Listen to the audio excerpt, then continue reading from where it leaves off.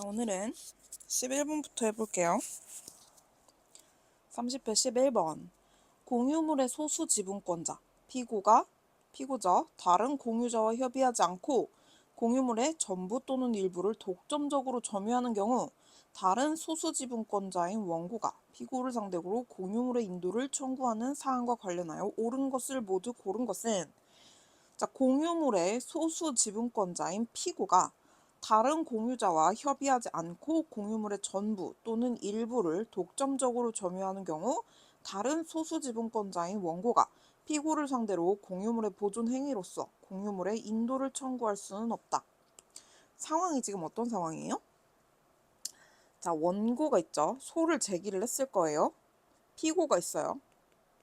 근데 피고가 공유물의 소수 지분권자란 말이죠. 이만큼만 가지고 있어.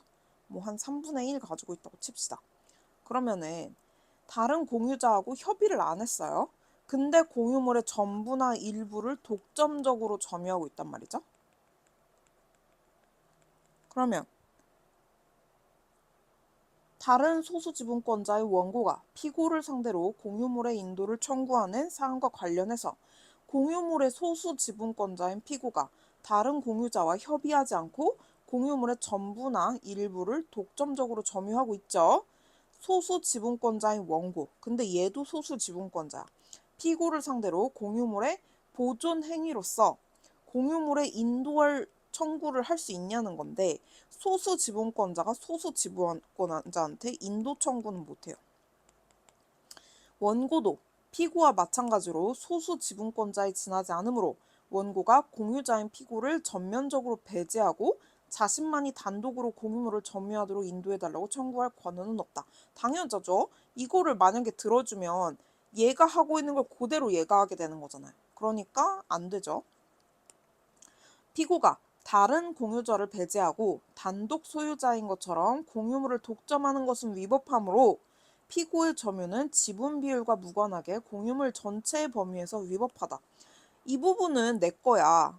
그러니까 이 부분은 내가 좀 편하라고 저기를 한 건데, 원래 그 부동산이 있으면 그 구분 소유적 공유 관계가 아니면 지분이 이만큼 내 거, 이만큼 네 거, 이만큼 네 거 이렇게 되는 게 아니고, 이제 내 지분 3분의 1, 네 지분 3분의 1, 뭐 또 네 지분 3분의 1 이렇게 이어져 있는 거잖아요. 그러다 보니까 여기 중에서 내 지분 3분의 1에 해당하는 부분은 내가 사용할 수 있는 지분인 거죠. 그러니까 그 부분은 공유물 전체의 범위가 아니고 내 지분을 제외한 범위에서 위법하겠죠. 그 다음, 원고는 위와 같이 공유물의 보존 행위로서 그 인도를 청구할 수 없을 뿐만 아니라 자신의 지분권에 기초하여 공유물에 대한 방해 상태를 제거하거나 공동 점유를 방해하는 행위의 금지 등을 청구할 수 없다. 자, 원고도 소수 지분권자면 공유물의 보존 행위로서 인도를 청구를 할 수는 없는데, 방해 제거는, 그리고 공동 점유 방해 행위 금지, 이거는 가능해요. 나한테 줘 라고는 말은 못하지만 너 그거 하지 마 라는 거는 가능하다는 거죠. 그 다음에 12번 대리에 관한 설명 중 옳은 것을 모두 고르래요. 대리권 남용 행위에 따라 외형상 형성된 법률 관계를 기초로 하여 새로운 법률상 이해관계를 맺은 선의의 제3자에 대해서는 누구도 그러한 사정을 들어 대항할 수 없는데, 제3자가 악의라는 사실에 관한 증명 책임은 무효를 주장하는 자에게 있다. 그쵸? 제가 대리권 남용한 거예요. 그래서 얘하고 얘 사이에 어쨌든 법률 관계가 형성이 됐어요. 그리고 이 상태로 해가지고 뭔가 새로운 저기가 이해관계를 맺은 선의의 제3자가 생겼어. 그러면은 니네가 잘못한 거를 얘한테 뒤집어 씌울 수는 없다는 거죠. 그래서 대항할 수 없는데, 제3자가 악이라는 사실에 관한 증명 책임은 누군가 이거를 무효를 주장하고 있다.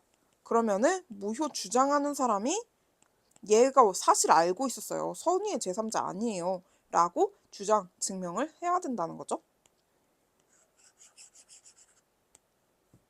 자, 대부 중개업자가 전주를 위하여, 그러니까 전주죠. 돈 가진 사람, 금전 소비대차 계약과 그 담보를 위한 담보권 설정 계약을 체결할 대리권을 수여받은 것으로 인정되는 경우 특별한 사정이 없는 한 금전 소비대차 계약과 그 담보를 위한 담보권 설정 계약이 체결된 후에 해지할 권한까지 당연히 가지고 있다고 볼 수 있다. 대리권을 수여를 받으면 그 부분에 대해서 해지할 권리를 당연히 갖는 건 아니에요. 여기에 포괄적으로 그 계약과 해지에 관해서 포괄적으로 그거를 위임받은 경우라는 내용이 없으면 그 체결할 대리권만 수여됐죠. 그러니까 해지할 권한은 없겠죠. 특정한 법률 행위를 위임한 경우에 대리인이 본인의 지시에 쫓아 그 행위를 한 때에는 본인은 자기가 안 사정 또는 과실로 인하여 알지 못한 사정에 관하여 대리인의 부지를 주장하지 못한다. 위임을 했어요. 대리인이 내 말대로 이걸 했어. 그러면은 본인은 내가 알고 있는 사정 혹은 내가 모르는 사정 이거 관해가지고 대리인이 몰랐다, 알았다 이거를 주장할 수 있다, 없다? 없다. 자, 부부의 일방이 일식불명 상태예요. 사회통념상 대리관계를 인정할 필요가 있는 사정이 인정된다면 배우자로서는 채무의 부담행위를 포함한 모든 법률행위에 관하여 대리권을 갖는다고 보아야 한다. 이러면 안 되죠. 그 드라마에 맨날 나오는 거 있잖아요. 회장님이 되게 어린 여자랑 결혼을 했어. 되게 어린 여자랑 결혼을 했는데 그 어린 여자가 만약에 이제 우리 집안, 얘 작년에 눈물의 여왕에서 그랬죠? 우리 집안 망하게 하려고 들어온 여자야. 그러면은 만약에 회장님이랑 호적 정리를 해가지고 그 회장님이 그 인사불성에 빠졌다든가 의식불명이 됐어요. 그러면 그 여자한테 모든 게 넘어가잖아.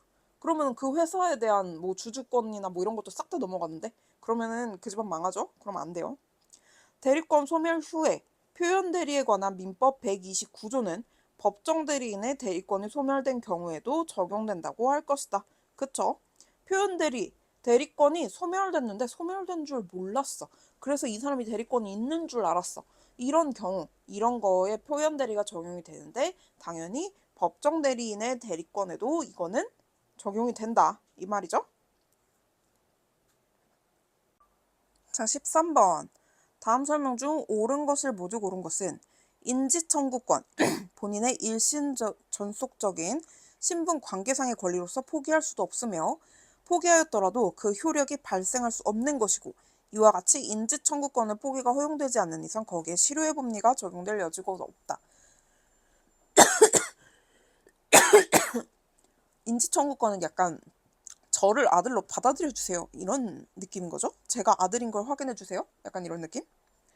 그래서 인지청구권은 일신 전속권의 권리예요. 내 몸에 나에 관련된 권리란 말이에요. 나만 행사할 수 있는 권리. 그러니까 이거를 포기를 할 수도 없고 포기하였더라도 효력이 발생할 수도 없고 그러니까 인지청구권의 포기가 허용되지 않는 이상 실효의 법리도 당연히 없고 그러니까 언제든지 부모는 찾을 수 있다. 뭐 이런 느낌인 것 같아요. 제가 상속법을 제대로 안 했어요. 친족법을. 혼인 외의 출생자가 부의 사망 후에 인재소에 의하여 친생자로 인지받은 경우 피인지자보다 후순위 상속인인 피상속인의 직계존속 또는 형제자매 등은 피인지자의 출현과 함께 자신이 취득한 상속권을 잃게 되므로 이들은 단서의 규정에 따라 인지의 소급표 제한에 의해서 보호받게 되는 제3자에 포함된다.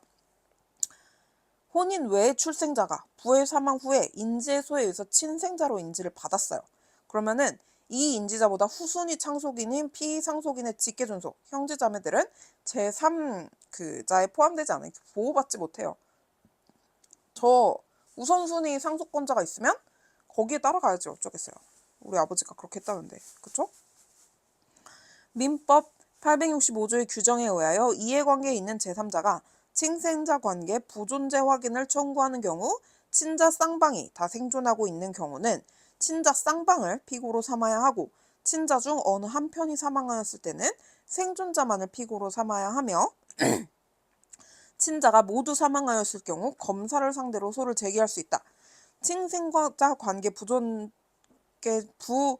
관계 존부 확인 소송은 소송물이 일신 전속적인 것이긴 하나 제3자가 친자 쌍방을 상대로 제기한 친생자 관계 부존재 확인 소송이 계속되던 중 친자 중 어느 한 편이 사망하였을 때는 생주는 사람만 피고가 됨과 동시에 공익적 지위를 갖는 검사가 망인의 소송 절차를 수기할 수 있다. 검사가 망인의 소송 절차 수기할 수 없어요. 왜? 이건 일신 존속적 권리니까. 그러니까 당사자만 할 수 있고 다른 사람이 공익적 차원에서 이걸 수기해가지고 뭘 어떻게 할 수가 없단 말이에요. 들렸고. 자, 전 등기 명의인이 미성년자이고 당일 부동산을 친권자에게 증여하는 행위가 이해상반 행위라고 하더라도 친권자에게 이전 등기가 경료된 이상 특별한 사정이 없는 한 이전 등기에 관하여 필요한 절차를 적법하게 거친 것으로 추정된다. 그쵸? 민법상 뭐가 이해상반 행위야. 이것 좀 이상한데? 이러더라도 일단 서류에 올라가 있다. 그러면은 일단 적법한 게 저기를 거쳐가지고 올라간 걸로 추정을 해요. 상법도 그렇고. 친권자가 수인의 미성년자의 법정 대리인으로서 상속 재산 분할 협의를 한 것이라면 민법 921조에 위반된 것으로서 대리 행위에 의해서 성립된 상속 재산 분할 협의는 피대리자 전원에 의한 추인이 없는 한 무효이다. 자, 여기서 상속 재산 분할 협의는 무효이다. 위법하다. 여기까지만 나오고 피대리자의 전원에 의한 추인이 없는 경우 이런 여기까지는 잘 안 나오는데 피대리자 전원이 추인을 하게 되면 그거는 유효해진다고 합니다.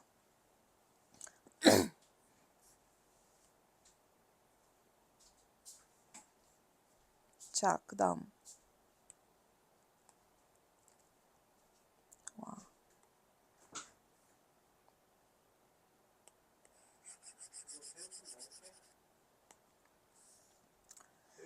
네. 채권양도에 관한 다음 설명 중 옳지 않은 것은 양도인이 지명채권을 제2양수인에게 1차로 양도한 다음 제1양수인이 그에 따라 확정일자 있는 증서에 의한 대항요건을 적법하게 갖추었다면 채권이 제1양수인에게 이전하고 양도인은 채권에 대한 처분 권한을 상실하므로 그 후 양도인이 동일한 채권을 제2양수인에게 양도하였더라도 제2양수인은 채권을 취득할 수 없다. 다만 제2차 양도계약 후 양도인과 제1양수인이 제1차 양도계약을 합의해지한 다음 1양수인이 채무자에게 통지함으로써 채권이 다시 양도인에게 귀속하게 되었다면 양도인이 처분 권한 없이 한 2차 양도계약이 채권양도로서 유효하게 될 수 있다. 자, 말은 오지게 길지만 양도인이 지명채권을 제1양수인한테 양도를 했어요. 그래서 얘가 확정일자에 있는 대항요건을 적법하게 갖췄어요. 이로써 이거는 완벽하게 이전이 됐죠? 양도인은 채권에 대한 처분 권한을 상실함으로. 그러니까 얘는 더 이상 채권을 어떻게 할 수 있는 그런 저기가 아닌 거예요. 근데 동일한 채권을 제2양수인한테 다시 넘겼어요. 양수를 했더라도 아까 전에 얘가 얘기했듯이 얘는 권리가 없단 말이에요. 그러니까 얘한테 양도한 건 무효란 말이에요. 양도하였더라도 채권을 취득할 수 없어요. 다만 제2차 양도계약 후 양도인과 양수인이 이거를 해지를 했어요. 그리고 양수인이 채무자에게 통지를 함으로써 양도인에게 그게 귀속하게 되었다면 양도인이 처분 권한 없이 한 이 무권한 그 처분행위는 이거는 유효하게 되냐는 거죠. 안 되죠. 애초에 이거 자체가 무효였단 말이죠. 다시 얘가 유효하게 되고 이럴 건덕지 자체가 없는 거예요. 애초에 무효라서. 그래서 살아날 수 있는 생명력이 애초에 불어넣어지지 않았어요. 그래서 이거는 유효하게 될 수 없어요. 자, 당사자의 의사표시에는 채권 양도금지 특약은 제3자가 악의인 경우는 물론 제3자가 채권 양도금지 특약을 알지 못한 데에 중대한 과실이 있는 경우에도 채권 양도금지 특약으로서 대항할 수 있고 제3자의 악의 내지 중과실은 채권 양도금지 특약으로 양수인에게 대항하려는 자가 이를 증명해야 한다. 그렇죠 이거?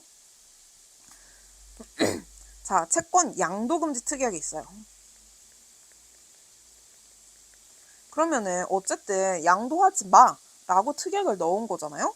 그러면 제3자가 악의인 경우는 물론 제3자가 채권 양도금지 특약을 알지 못한데 중과실이 있는 경우에도 특약으로서 대항할 수 있어요. 제3자의 근데 악의 내지 중과실은 특약으로 양수인에게 대항하려는 자가 이를 주장 증명해야죠. 양도인에게서 양수인에게로 양도금지 특약이 있는 채권이 넘어갔는데 얘가 악이나 중과실이 있다면 얘는 그 효력이 없단 말이죠. 대항할 수 있단 말이죠. 너 그거 그 채무자가 보통 너 그거 채권 양도금지 특약 있는 거 알았잖아 라고 대항할 수 있단 말이죠. 근데 그러면 당연히 누가 주장해야겠어요? 얘가 주장 증명해야겠죠. 얘가 권한이 없다는 걸 따지려고 하는 애가. 언제나 무효를 주장하고자 거기에 다투는 자가 그 주장 증명 책임을 진다는 거. 민법 449조 제2항 단서는 채권양도 금지 특약으로서 대항할 수 없는 자를 선의의 제3자로만 규정하고 있어 채권자로부터 직접 양수한 자만을 가리키는 것으로 해석할 이유는 없으므로 악의의 양수인으로부터 다시 선의로 양수한 전득자도 위 조항에서의 선의의 제3자에 해당한다. 자, 채권 양도금지 특약이 있는데 양도인에서 양수인 이거를 대항할 수 없는 자를 선의의 제3자야. 이렇게 얘기를 하는데 문제는 이 중간에 다른 사람이 또 있었더라도 직접 양수한 사람이 또 있었더라도 얘만 가리킨다고 해석할 이유는 없다는 거죠. 그래서 악의의 양수인, 얘가 만약에 악이에요. 근데 양수인으로부터 다시 선의로 양수한 전득자, 얘는 전득자죠. 얘도 선의의 제3자에 해당한다. 악의의 양수인으로부터 전득을 했지만 어쨌든 나는 아무것도 모르고 갖고 왔단 말이에요. 그러면 보호해줘야 한다는 소리예요. 안 보호해줘도 될 것 같은데. 지명채권 양도에 있어서 확정일자 있는 증서에 의한 통지나 승낙은 제3자에 대한 대항요건에 불과하고 채권양도의 유효요건은 아니며 채무자 이외의 제3자라 함은 당해 채권에 관하여 양수인의 지위와 양립할 수 없는 법률상 지위를 취득한 자를 말하는 것이므로 당해 채권을 양수한 양수인에게까지 확정일자 있는 증서에 의한 통지나 승낙이 대항요건으로 필요한 것은 아니라고 할 것이다. 자, 지명채권 양도에 있어서 양수를 하게 되면 자, 확정일자 있는 증서에 의한 통지나 승낙은 제3자에 대한 대항요건, 내가 다른 사람한테 대항하려면 통지나 대항요건이 승낙이 필요하다는 거죠. 채권 양도의 유효요건 아니면 이거를 안 한다고 해가지고 채권 양도 자체가 무효인 건 아니에요. 그래서 여기서 채무자 이외의 제3자라 함은 채권에 관하여 양수인의 지위와 양립할 수 없는 법률상의 지위를 취득한 자를 말함으로써 그러니까 얘가 나 양수했는데? 라고 얘기하는데 나도 양수했어 라고 얘기를 하면 두 사람은 법률상 양립할 수 없는 지위를 가지는 자잖아요. 그래서 법률상 지위를 취득한 자를 말하는 것으로 당해 채권을 양수한 양수인에게까지 확정일자 있는 증서에 의한 통지나 승낙이 대항요건으로 필요한 것은 아니라고 할 것이다. 채권을 양수한 양수인에게까지 확정일자 있는 증서에 의한 이런 것이 필요한 것은 꼭 필요한 것은 아니에요. 대항할 때 필요한 거죠. 자, 채권 양도의 통지는 채무자에게 도달됨으로써 효력이 발생하는 것이고 여기서 도달이라 함은 사회 통념상 상대방이 통지의 내용을 알 수 있는 객관적 상태에 놓여졌다고 인정되는 상태를 가리킨다. 이와 같이 도달은 보다 탄력적인 개념으로서 송달 장소, 수송달자 등의 면에서 민사소송법상의 송달에서와 같은 엄격함은 요구되지 아니하며 이에 따라 송달 장소 등에 관한 민소법의 규정을 유추 적용할 것이 아니다. 대부분 민소법의 이런 규정은 민법에서 유추 적용되지 않아요. 자, 반사회 질서 내지 불공정한 법률행위에 관한 설명 중 옳지 않은 것은 대물변제 예약이 불공정한 법률행위가 되는 요건의 하나인 대차의 목적물 가격과 대물변제의 목적물 가격에 있어서의 불균형이 있느냐 여부를 결정할 시점은 대물변제 예약시가 아니라 대물변제의 효력이 발생한 변제기 당시를 표준으로 할 것임이 원칙이므로 채권 액수도 역시 변제기까지의 원리액을 기준으로 하여야 할 것이다. 자, 대물 변제 예약. 대물 변제 예약은 말 그대로 돈을 물건으로 갚는다는 소리죠. 법률 행위가 되는 요건의 하나인 대차의 목적물 가격.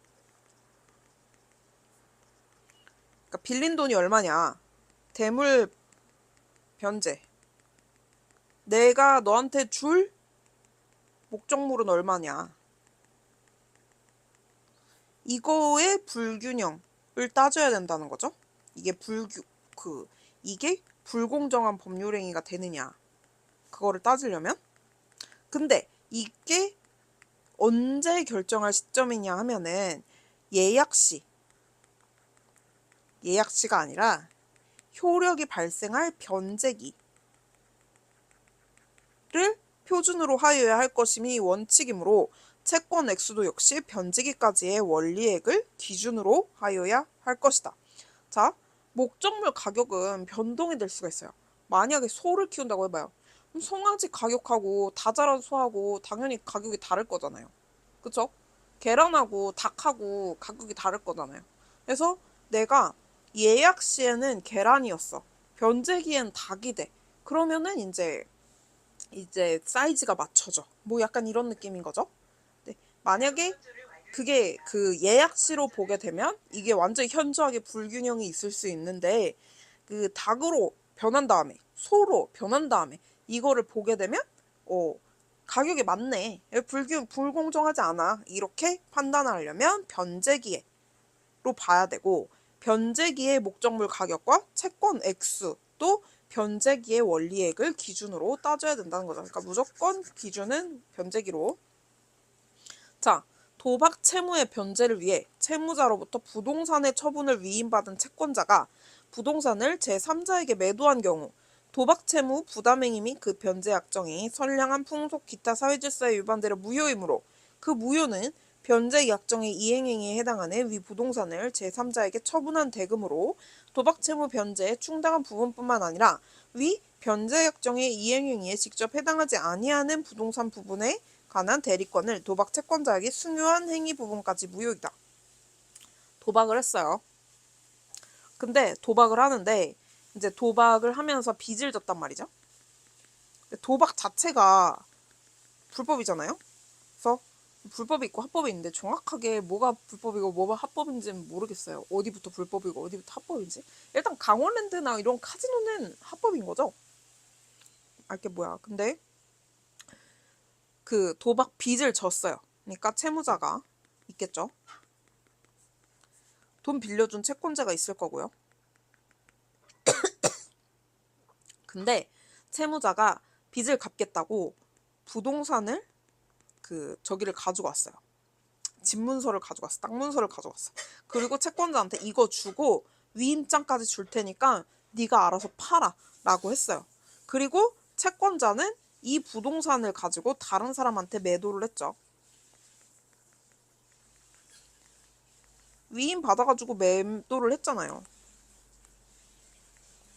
근데 이거는 선량한 풍속 기타 사회질서에 위반되어 무효래요. 이거 자체가 무효인 거예요. 왜? 이 도박 빚으로 해가지고 돈 그거를 받아서 그 부동산 저기를 받아가지고 그걸 판 거니까 이거는 선량한 풍속 기타 사회질서의 위반이에요. 위반. 변제 약정의 이행행위에 해당하는 위 부동산을 제3자에게 처분한 대금으로 도박재무의 변제에 충당한 부분뿐만 아니라 자 이걸로 어쨌든 팔아가지고 야 너 이제 빚 없어 이렇게 탕감을 해준 거잖아요. 그치만 이건 무효라는 거죠. 그러니까 얘는 여전히 채무가 있어요. 그리고 변제 약정의 이행행위에 직접 해당하지 아니하는 부동산 처분에 관한 대리권을 도박 채권자에게 수여한 행위 부분까지 무효이다. 얘한테 대리권 수여한 부분도 무효라는 거냐는 거예요. 이건 아니라는 거죠. 이거는 상관없어. 얘가 대리권을 가지고 팔지 안 팔지 그건 모르는 거잖아요. 그러니까 이 부분에 대리권 수여한 행위에 대해서까지 무효라고 할 수는 없다는 거. 자, 소송 사건에서 일방 당사자를 위하여 증인으로 출석하여 증언하였거나 증언할 것을 조건으로 어떤 대가를 받을 것을 약정한 경우 증인은 법률에 의하여 증언 거부권이 인정되지 않은 진술할 의무가 있는 것이므로 그 대가의 내용이 통상적으로 용인될 수 있는 수준, 증인에게 일당 여비가 지급되긴 하지만 법원에 출석함으로써 입게 되는 손해에는 미치지 못하는 경우, 그러한 손해를 전보해주는 정도를 초과하는 경우에는 그와 같은 약정은 금전전 대가가 결부됨으로써 선량한 풍속 기타 사회질서에 반하는 법률행위가 되어 효력이 없다. 초과하면. 그쵸? 소송 사건이 있는데 증인을 불렀어요. 근데 이 사람이 일용직이야. 만약에.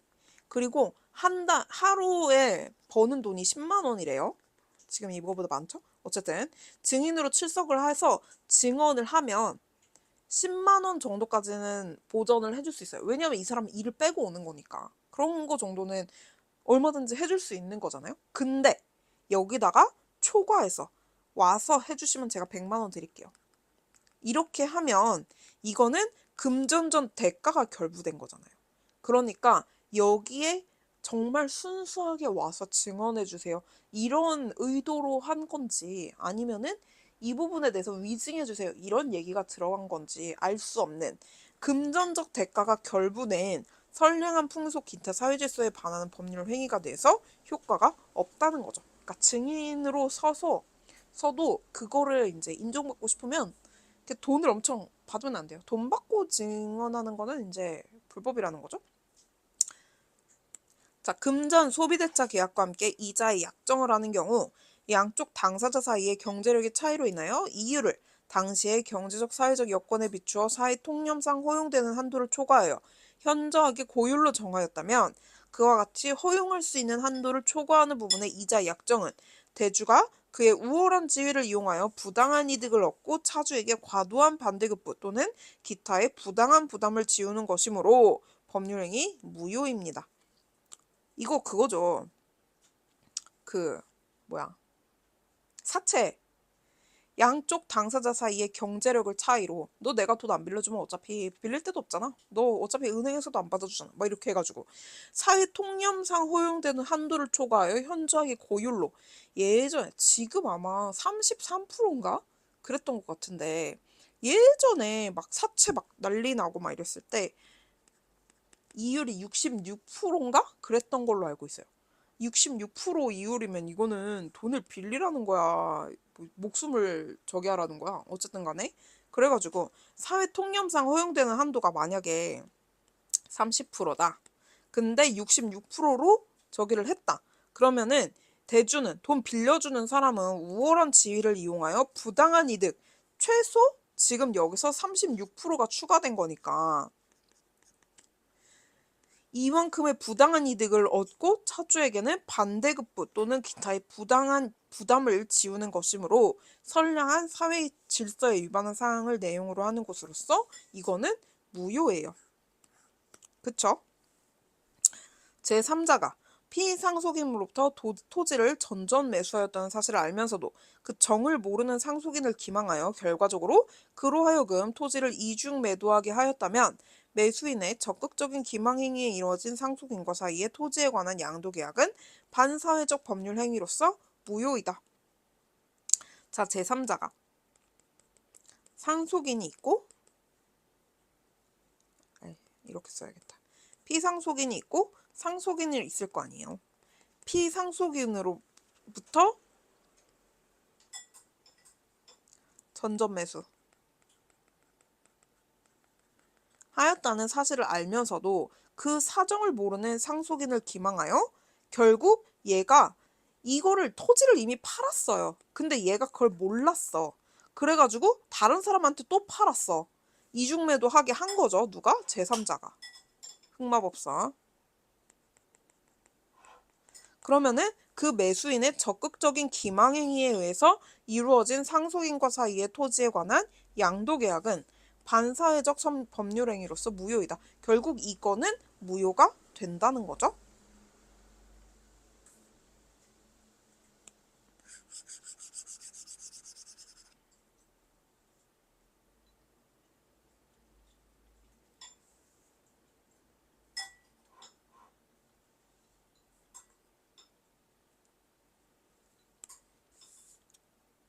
자, 16번.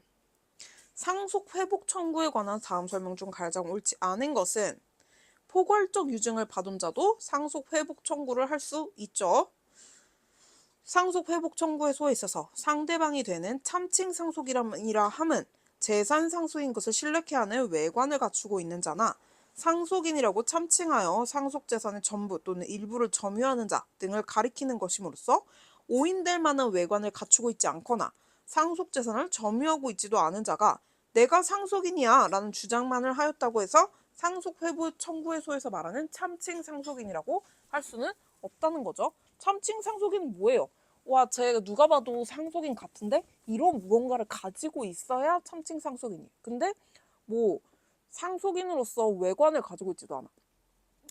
우리랑 같은 피가 섞였대. 뭐 이런 저기를 갖추고 있는 것도 아니고 상속 재산을 뭘 가지고 있는 것도 아니에요. 나한테 이거 주셨는데? 라고 할 만한 뭐가 있는 것도 아니에요. 그럼 이거는 참칭 상속인이라고 할 수가 없죠. 진정 상속인이 참칭 상속인으로부터 상속 재산을 양수한 제3자를 상대로 등기 말소를 하는 경우 상속 회복 청구권의 단계 제척 기간이 적용되지 않는다. 자, 진정 상속인이, 진짜 상속인이 참칭 상속인으로부터 상속 재산을 양수한 제3자한테 등기 말소 청구를 해요. 왜? 이거 원래 내 거야. 내가 상속인이야. 너 잘못 샀어. 라고 얘기를 하는 거니까 상속 회복 청구의 소로 들어가야죠. 그러니까 이거는 단계 제척 기간, 그 상속에 관한 단계 제척 기간이 적용이 돼야겠죠. 상속 회복 청구의 소는 진정 상속인과 참칭 상속인이 주장하는 피상속인이 동일임을 전제로 하는 것이므로, 그쵸? 나 이 사람한테 상속 받았는데 그 누구한테 받았는지 그 준 사람이 동일하다는 전제하에 진정 상속인이 주장하는 피상속인과 참칭 상속인이 주장하는 피상속인이 다른 사람인 경우인 진정 상속인의 청구 원인의 상속에 의해서 소유권을 취득하였음을 전제로 한다고 하도 이를 상속 회복 청구의 소라고 할 수 없다. 그쵸? 상속 회복 청구권이 제척기관의 경과로 소멸하게 되면 상속인은 상속인으로서 지위 즉 상속에 따라 승계한 계계의 권리 의무 또는 총괄적으로 상실하게 되고 반사적 효과로서 참칭 상속의 지위는 확정이 돼서 상속 개시 시로 소급하여 지위를 취득한 것으로 봄이 상담하므로 상속 개시일로 소급하여 참칭 상속인의 소유로 된다. 라는데 이 참칭 상속인이 상속 개시 시로 소급하여 이 부분을 변론 종결시로 많이 바꿔내더라고요. 그 부분을 잘 기억하는 걸로.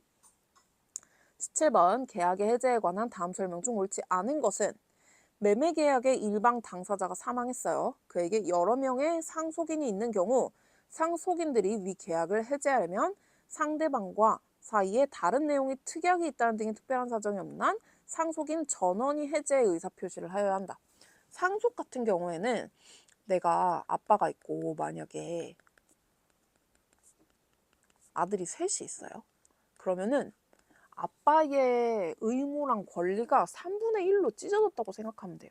그러니까 계약을 해제하려면 원래 아빠가 이거를 해제를 의사표시를 해야 되잖아요. 그러니까 3분의 1로 나눠줬으니까 얘네가 3분의 1, 3분의 1, 3분의 1씩 해제 의사표시를 하여야 한다는 거죠. 자, 매매계약이 해제된 후에도 매도인이 별다른 이의 없이 일부 변제를 수령한 경우 특별한 사정이 없는 한 당사자 사이에 해지된 계약을 부활시키는 약정이 있었다고 해석함이 상당하고 이러한 경우 매도인으로서는 새로운 이행의 최고 없이 바로 해제권을 행사할 수 있다. 자, 매매계약이 해제됐어요.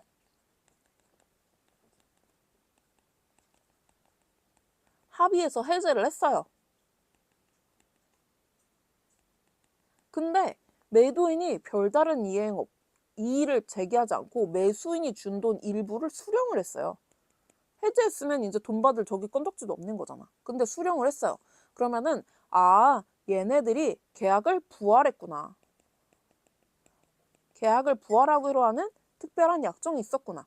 라고 해석하면 상당하고 이러한 경우에는 매도인으로서는 새로운 이행의 최고 없이 뭐 이행을 뭐 이렇게 해라 저렇게 해라 뭐 이렇게 할 필요 없이 그냥 다시 해제권 행사가 가능하대요. 아니 가능하지 않대요. 왜냐하면 계약이 부활됐으니까 이거를 이행을 받아놓고 나 이제 이거 계약 해제할래 이러고서는 해버리면 안 되는 거죠. 민법 548조 제1항 단서에서 규정하는 해제의 효과에도 보호받는 제3자는 일반적으로 해제된 계약으로부터 생긴 법률 효과를 기초로 하여 해제 전에 새로운 이해관계를 가졌을 뿐 아니라 등기, 인도 등으로 완전한 권리를 취득한 자를 의미하므로 계약이 해제되기 이전에 계약상의 채권을 양수하여 이를 피보전 권리로 하여 처분금지 가처분 결정을 받은 경우 채권자는 민법 단서 소정의 해제 소급효가 미치지 아니하는 제3자에 해당한다. 자, 해제. 계약이 해제됐어요. 뭐 매매 계약을 했어요. 그러면 계약이 해제됐어요.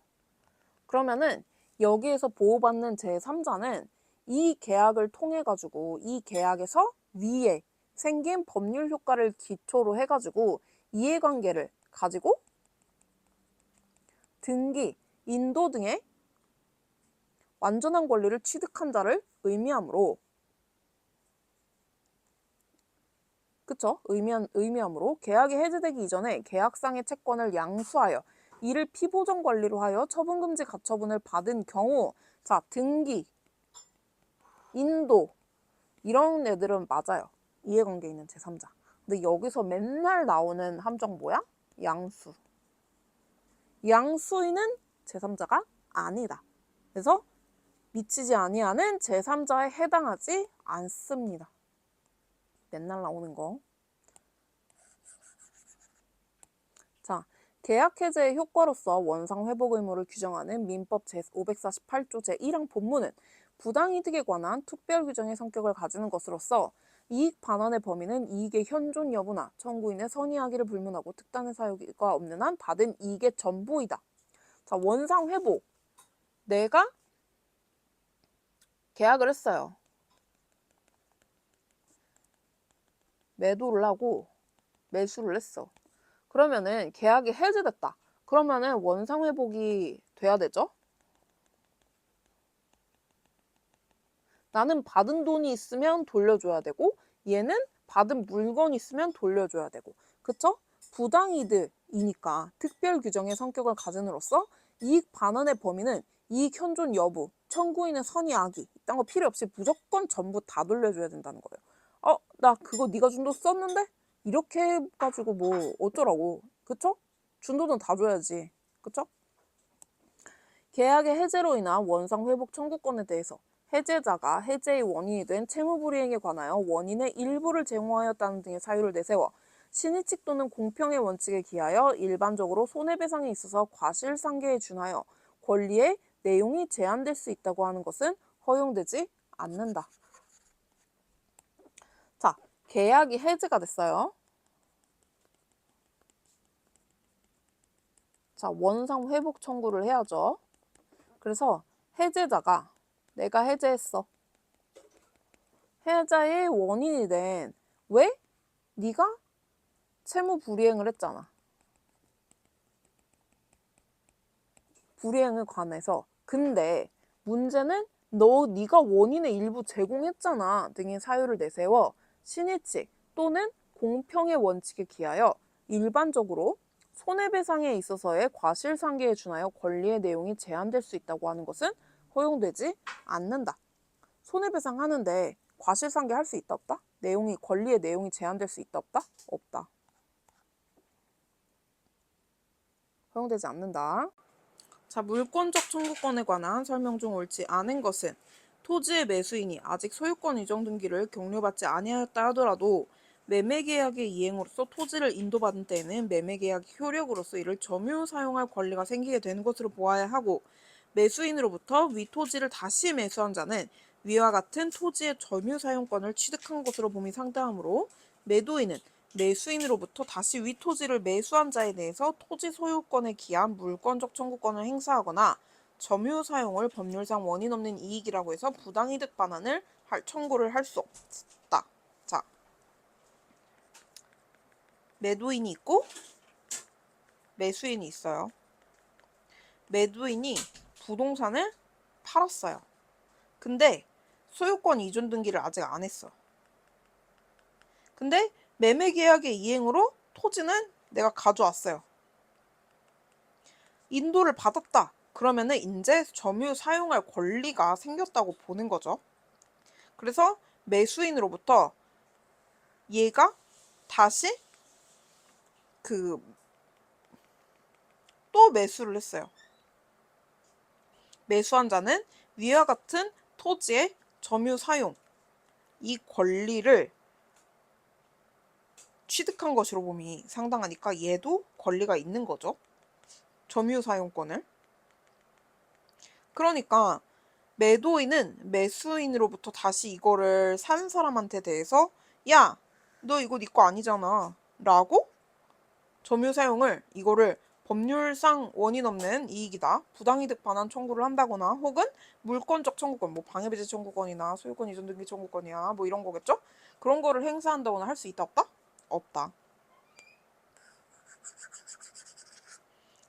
그 다음 소유권을 양도함에 있어 소유권에 의해서 발생되는 물상 청구권을 소유권과 분리, 소유권이 없는 전 소유자에게 유보하여 제3자에게 이를 행사케 한다는 것은 소유권의 절대적인 권리적인 점에 비추어 허용될 수 없는 것이라 할 것으로서 이는 양도인인 전 소유자가 그 목적물을 양수인에게 인도할 의무 있고 그 의무 이행이 매매대금의 잔액의 지급과 동시이행 관계에 있다거나 소유권의 양도가 소송 계속 중에 있었다 하여 다를 리 없고 일단 소유권을 상실한 전 소유자는 제3자인 불법 점유자에 대해서 소유권, 물권 청구권에 의한 방해배제를 청구할 수 없다. 소유권을 양도했어요. 그러면은 소유권은 이제 양수인한테 가는 거잖아요. 발생하는 물상 청구권. 근데 물상 청구권을 소유권하고 이거를 분리할 수 있을까? 이것만 분리해서 내가 갖고 있을게. 유보하여 제3자의 일을 행사케 한다는 것은 소유권은 이거랑 분리될 수 없단 말이에요. 그러니까 이렇게 분리해가지고 이것만 네가 갖고 있어. 이거는 말이 안 된단 말이죠. 그래서 이는 양도인인 전 소유자가 목적물을 양수인에게 인도할 의무가 있고 그래서 소유권을 양수인한테 넘겼으면 당연히 목적물을 넘길 의무가 있죠. 그 의무 이행이 매매대금 잔액의 지급과 동시 이행의 그 관계에 있다거나 만약에 이게 동시 이행 관계에 있어요. 그 소유권의 양도가 소송 계속 중에 있었다 하여 혹은 이게 소송이 중이에요. 다를 리 없고 뭐 이게 동시이행 관계에 있든 소송 계속 중에 관계에 있든 소유권과 물상 청구권 이거를 분리해가지고 생각할 수는 없다는 거죠. 그래서 일단 소유권을 상실한 전 소유자는 얘는 제3자인 만약에 불법 점유자가 있다고 하더라도 얘한테서 야, 너 나가 라고 소유권을 기한 방해배제 청구권을 행사할 수 없다는 거죠. 왜? 소유권을 기하는데 소유권이 없으니까. 그 다음 부동산의 양도담보권 설정자는 그 부동산의 등기명의가 양도담보권자 앞으로 되어 있다 할지라도 부동산의 불법 점유자인 제3자에 대해서는 실질적 소유자임을 주장하여 불법 점유 상태의 배제권을 행사할 수 있다. 양도담보권 가지고 있어요. 부동산의 등기명의가 이 설정자는 등기명의가 양도담보권자 앞으로 명의가 돼 있어요. 근데 불법 점유자를 누가 불법 점유를 하고 있단 말이죠? 실질적 소유자, 내가 진짜 소유자야. 야, 너 나가. 라고 배제권을 행사할 수 있다, 없다? 있다. 왜? 얘는 나쁜 놈이니까 쫓아내야죠. 자, 건물이 존립을 위한 토지 사용권을 갖추지 못하여 토지의 소유자가 건물의 소유자에 대해서 당해 건물의 철거 및 그 대지의 인도를 청구할 수 있는 경우 건물 소유자가 아닌 사람의 건물을 점유하고 있다면 토지 소유자는 자신의 소유권에 기한 방해배제로서 건물 점유자에 대해서 건물로부터의 퇴거를 청구할 수 있다. 다만 그 건물 점유자가 건물 소유자로부터 임차인으로서 건물 임차권이 이른바 대항력을 가지고 있다면 위 퇴거 청구에 대항할 수 있게 된다. 이거 저 되게 헷갈렸는데 무슨 차이가 있는지. 자, 토지 사용권, 토지는 내 거야. 근데 건물은 남편 거야. 그러면은 남편은 지금 내 땅 위에다가 자기 맘대로 건물을 신축을 한 거잖아요. 그래서 얘는 토지를 사용할 권한이 없어요. 그러니까 토지의 소유자가 건물의 소유자에게 야, 너 건물 치워 라고 인도, 철거 및 대지의 인도를 청구할 수 있는 경우, 그런 경우에 건물 소유자가 아닌 다른 사람이 건물을 소유하고 있다면, 만약에 근데 남편이 친구를 여기서 살게 해줬어요. 점유하고 있다면 토지 소유자는 자신의 소유권에 의한 방해 배제로서 건물 점유자한테 야, 너도 나가 라고 할 수 있다는 거죠. 근데 이 사람이 대항력을 갖추고 있다.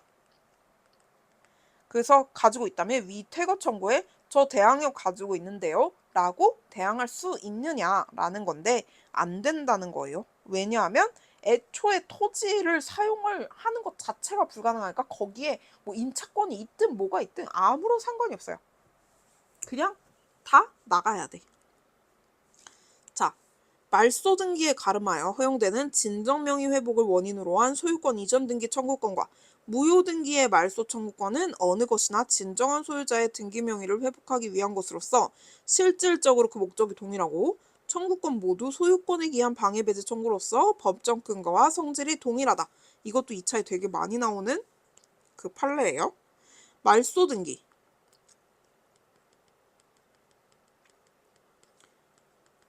진등명을 하든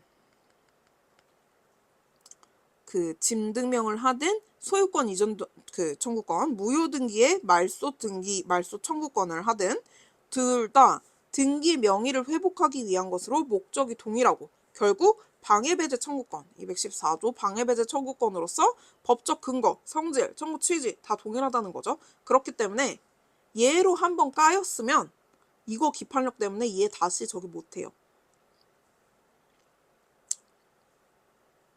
자, 법률행위 해석에 관한 설명 중 옳지 않은 것은 하나의 법률 관계를 둘러싸고 각기 다른 내용을 정한 여러 개의 계약서가 순차로 작성되어 있는 경우 당사자가 그러한 계약서에 따른 법률 관계, 우열 관계를 명확하게 하고 있다면 그와 같은 내용대로 효력이 발생하지만 여러 개의 계약서에 따른 법률 관계 등이 명확히 정해져 있지 않다면 각각의 계약서에 정해져 있는 내용 중 서로 양립할 수 없는 부분에 관해서는 나중에 작성된 계약서에서 정한 대로 계약 내용이 변경되었다고 하는 것이 합리적이다.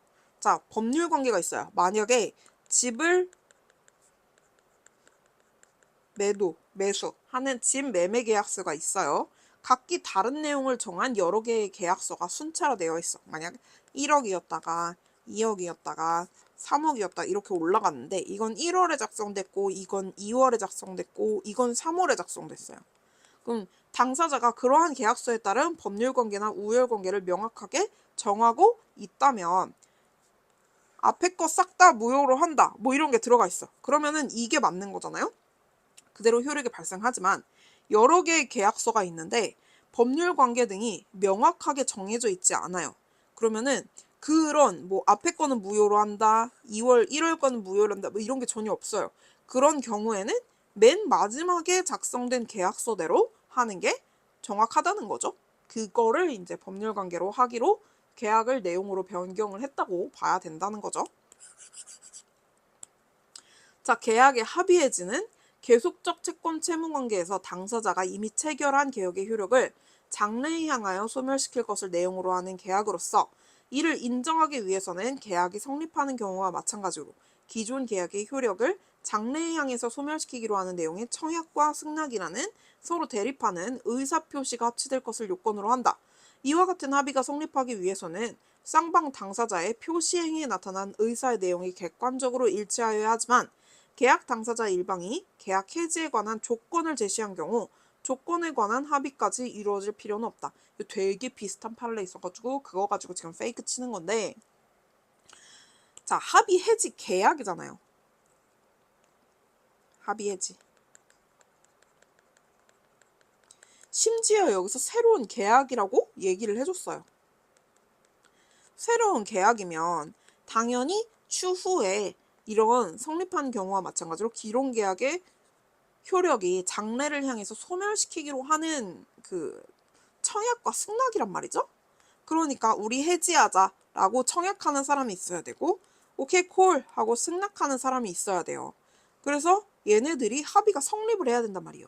의사의 내용이 객관적으로 일치해야 하는데 계약 해지로 인한 조건을 제시를 했어요. 이 부분에서 얘가 오케이 알겠어. 그 조건 내가 받아들인다 라고 해줘야지 조건을 제시한 경우 이 부분에 대해서 합의를 안 했는데 계약이 이루어질 수 있어요? 없죠. 그러니까 당연히 이거는 안 되는 거죠. 자, 계약을 체결하는 행위자가 타인의 이름으로 법률 행위를 한 경우에 행위자 또는 명의인 가운데 누구를 계약의 당사자로 볼 것인가에 관하여는 행위자와 상대방의 의사가 일치한 경우 일치한 의사대로 행위자 또는 명의인을 계약의 당사자로 확정해야 하고 행위자와 상대방의 의사가 일치하지 않는 경우 계약의 성질, 내용, 목적, 체결 경위 등 계약 체결 전후의 구체적인 재반 사정을 토대로 합리적인 사람이라면 행위자와 명의자 중 누구를 계약 당사자로 이해할 것인가에 대해서 당사자를 결정해야 된다. 합리적인, 종합하여 이런 얘기 나오면 그냥 맞는 거라고 했죠. 성립이 진정한 것으로 인정되는 처분문서는 내용을 부정할 만한 분명하고 숭고할 수 있는 이유가 없는 한 법률 행위의 존재를 인정하여야 한다. 성립이 진정하다고 인정되는 매매 계약서가 있으면 그거에 대해서 함부로 저기 없어. 효력 없어. 이렇게 말할 수 없다는 거죠. 존재를 당연히 인정해줘야죠.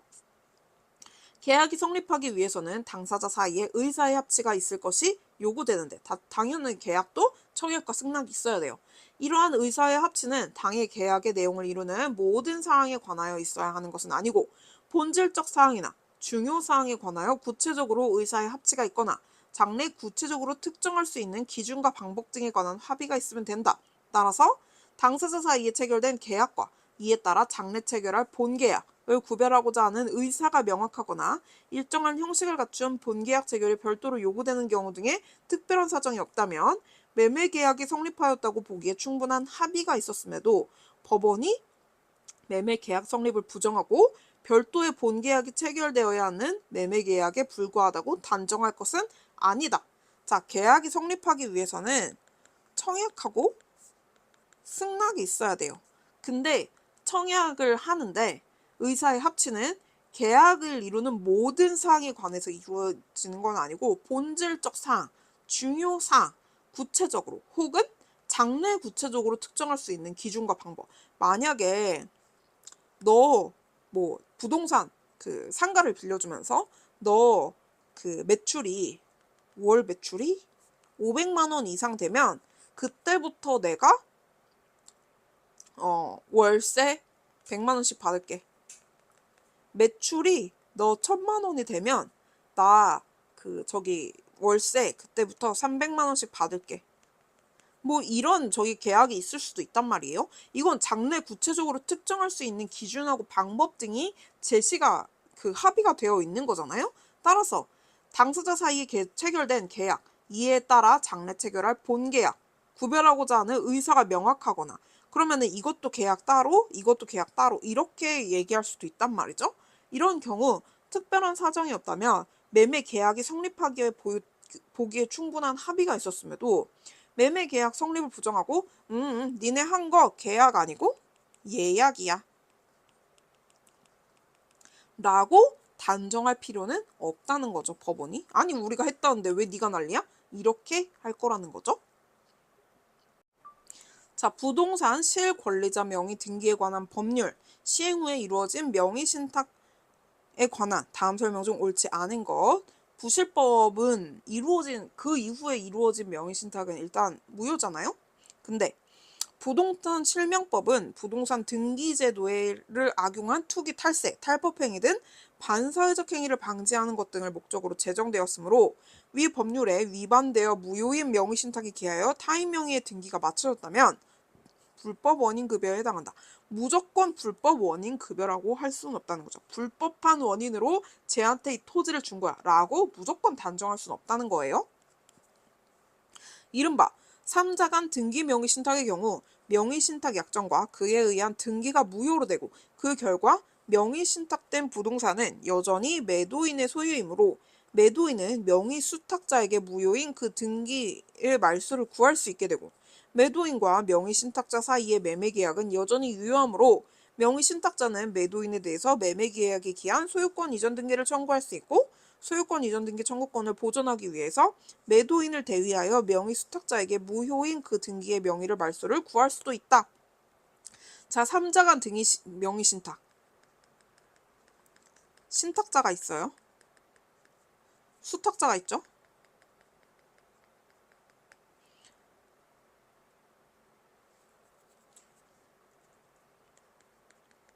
매도인이 있어요. 자, 그러면은 명의신탁자랑 수탁자가 지금 신탁 계약을 한 거잖아요. 그럼 명의는 지금 일단 예로 저기가 된 거잖아요. 그러니까 그 명의신탁 약정은 에 의한 등기가 무효로 되고 명의신탁된 부동산은 여전히 매도인 소유로 남아있는단 말이죠. 신탁 약정이 무효니까.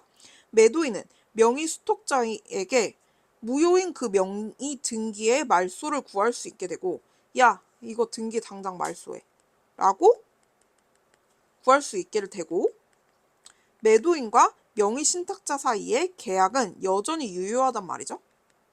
어쨌든 명의신탁자가 계약을 한 거잖아요. 다른 사람 이름으로 지금 해놨을 뿐이지. 명의신탁자는 매도인에 대해서 매매계약이 기한 소유권 이전 등기를 청구할 수 있고 소유권 이전 등기 내놔.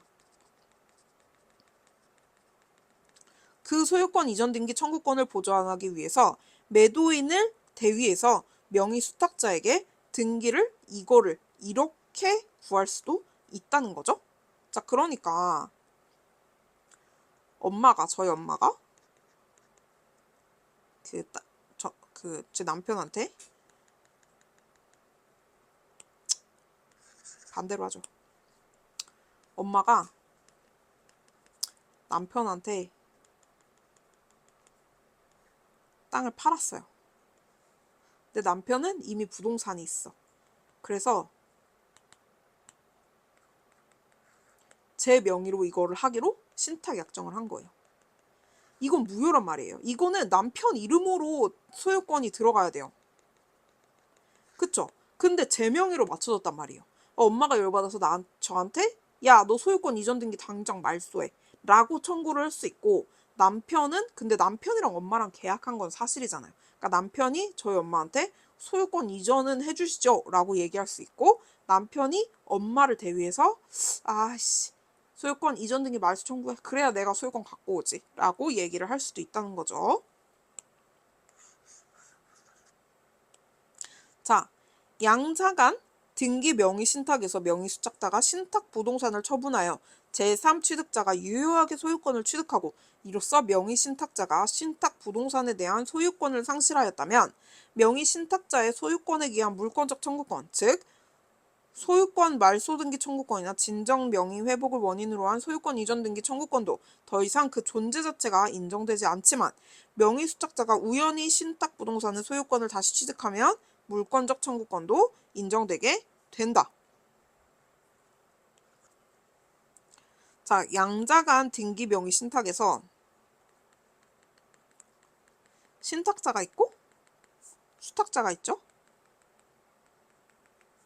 수탁자가 신탁 부동산을 처분을 했어요.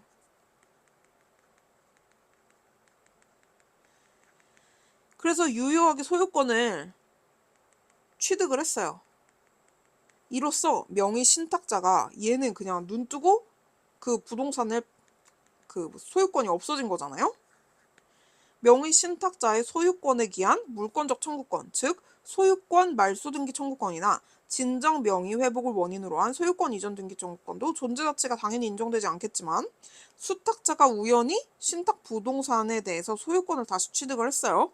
그러면 그 물권적 청구권도 이전이 되냐는 거죠. 진정 명의 혹은 말소 등기 이런 거 인정이 되냐는 거죠. 기억이 안 나요. 뭐였지? 아, 이거 헷갈려.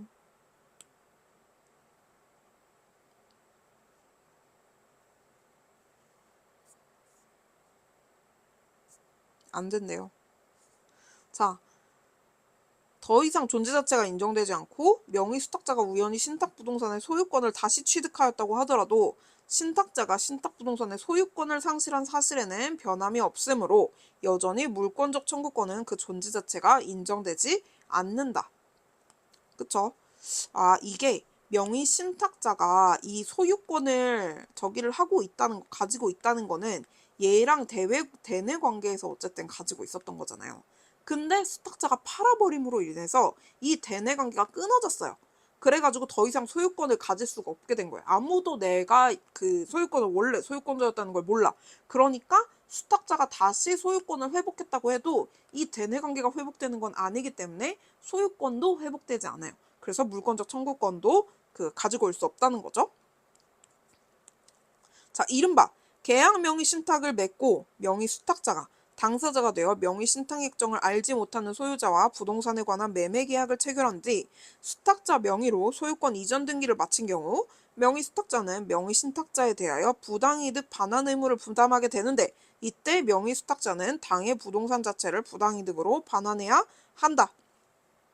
부동산 자체를 반환해야 하는지 아니면은 거기에 쓰인 돈을 반환을 해야 되는지 매매 대금을 반환을 해야 되는지 이게 제일 많이 나오는 건데 자, 수탁자가 당사자가 되어 명의신탁 약정을 알지 못하는 소유자하고 부동산에 관한 매매 계약을 체결을 했어요. 그러니까 매도인은 몰랐던 거죠. 수탁자 명의로 소유권 이전 등기를 마쳤어요. 수탁자는 신탁자에 대해서 부당이득 반환 의무를 부담하게 되는데 수탁자는 신탁자에게 뭘 줘야 되냐는 거죠. 돈을 줘야죠. 그쵸? 부당이득을 부동산이 아니고 돈을 줘야 돼요. 그 매매대금. 위 니은의 경우 니은 3자간 자, 명의신탁의 목적물인 부동산을 인도받아 점유하고 있는 명의신탁자가 매도인에 대한 소유권 이전 등기 청구권은 소멸시효는 진행되지 않는다. 명의신탁 약정의 목적물인 부동산을 인도받아 점유하고 있는 명의신탁자의 매도인에 대한 소유권 이전 등기 청구권은 소멸시효가 진행하지 않아요. 왜? 점유를 하고 있으니까. 인도받아서 점유하고 있잖아요. 그러니까 권리 행사를 하고 있는 거죠. 그러니까 이게 소멸시효가 진행되지 않는다는 거죠. 그래서 기역, 디귿, 리을.